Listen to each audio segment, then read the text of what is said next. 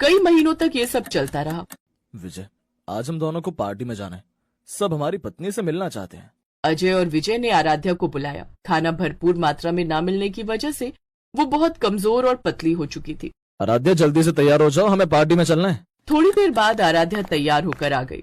Aaradhya, party का नाम सुनते ही दुनिया की सारी लड़कियां घंटों तक मेकअप किया करती हैं। तुमने तो सिर्फ कपड़े बदल लिए, मेकअप किया ही नहीं। क्या बताऊं मैं आपको, सासू माँ ने मेकअप के नाम पर एक छोटा सा पाउडर दे दिया है, बस वही लगा लिया मैंने। माँ तो अब मेकअप में भी कंजूसी करने लगी। खैर, माँ से तो हम कुछ कह नहीं सकते। तुम चलो हमारे साथ। अजय और विजय अपनी पत्नी आराध्या को लेकर पार्टी में पहुंच गए। क्या बात है अजय, भाभी जी तो 0 फिगर की हैं। भाभी जी, लगता है आप कुछ खाती पीती नहीं है। ऐसी कोई बात नहीं है, जिंदा रहने के लिए जितना खाना जरूरी होता है उतना मेरी सासू माँ मुझे दे देती है। यार विजय, अजय भैया तो अपनी पत्नी को लेकर आ गए, तू अपनी बीवी को लेकर नहीं आया। ये सामने खड़ी तो है मेरी बीवी, लेकिन ये तो अजय भैया की पत्नी है ना। आराध्या हम दोनों की पत्नी है। ये सुनकर वहाँ पर मौजूद सभी लोग हैरान हो गए। सभी लोग उनका मजाक उड़ाने लगे। इसीलिए अजय विजय आराध्या को लेकर घर वापस आ गए। लेकिन जैसे ही वो घर पहुंची वैसे ही वो बेहोश हो गई। माँ, पिताजी, मैं डॉक्टर को बुला लूं? डॉक्टर बुलाने की क्या जरूरत है?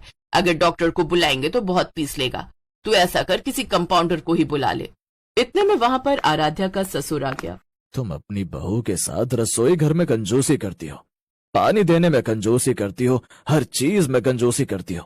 वहाँ तक तो ठीक है, लेकिन उसकी जान के साथ तो कम से कम कंजूसी मत करो। बेटा, जल्दी से डॉक्टर को बुलाओ। थोड़ी देर बाद वहाँ पर डॉक्टर आ गए। आपकी बहू को कोई बीमारी तो है नहीं, लेकिन फिर भी इतनी पतली कैसे? इसके शरीर में तो बिल्कुल जान ही नहीं बची है। आप लोग अपनी बहू को खाना नहीं खिलाते क्या? नहीं, ऐसी कोई बात नहीं है डॉक्टर साहब। डॉक्टर ने आराध्या को इंजेक्शन लगाया और उसे दवाई देकर वहाँ से चले गए।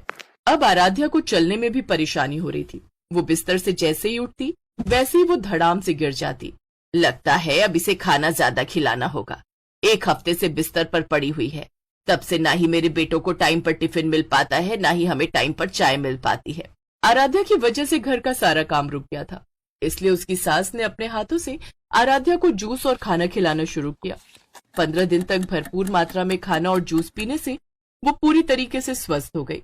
बहू, आज के बाद रसोई में मैं तेरे साथ कोई भी कंजूसी नहीं करूंगी, क्योंकि अगर तुझे कुछ हो जाता तो दुनिया मुझे ही ताने मारती। इतने में वहाँ पर अजय विजय के दोस्त कुछ पुलिस वालों के साथ आ गए। देखिए, मैं खबर मिली है कि आज के जमाने में भी अपने दोनों बेटों की शादी एक लड़की से आपने करा दी है। ये कानूनन अपराध है। अजय विजय सारी बात समझ गए। इंस्पेक्टर साहब, सब मेरी ही गलती है। मैंने सोचा दोनों बेटों की शादी करने की क्या जरूरत है, खर्चा डबल होगा। जब सारा काम एक बहू ही कर सकती है तो 2 बहू लाने की क्या जरूरत? बहू सिर्फ काम करने के लिए नहीं होती। जब आप ब्याह कर इस घर में आई होंगी तो क्या आप सिर्फ काम करने के लिए आई थी? अगर सिर्फ काम करने के लिए आप आई होती तो आपके दोनों बेटे नहीं होते। एक ही कमरे में 2 भाई और एक पत्नी, सुनते हुए भी कितना गंदा लगता है। अरे नहीं नहीं इंस्पेक्टर साहब, बहू को हमने अपना अलग कमरा दे रखा है। वो आज तक हमारे बेटों के कमरे में उनके साथ नहीं सोई। इंस्पेक्टर साहब, सासू माँ बिल्कुल सही कह रही हैं।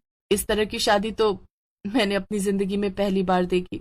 अब आराध्या की शादी अजय के साथ कर दी गई और दोनों एक कमरे में रहने लगे। इतनी सारी घटनाएं हो जाने के बाद उसकी सासू माँ ने अब सारी कंजूसी करना भी बंद कर दिया। कुछ सालों बाद विजय की भी शादी किसी दूसरी लड़की के साथ कर दी गई और वो सब लोग खुशी खुशी रहने लगे।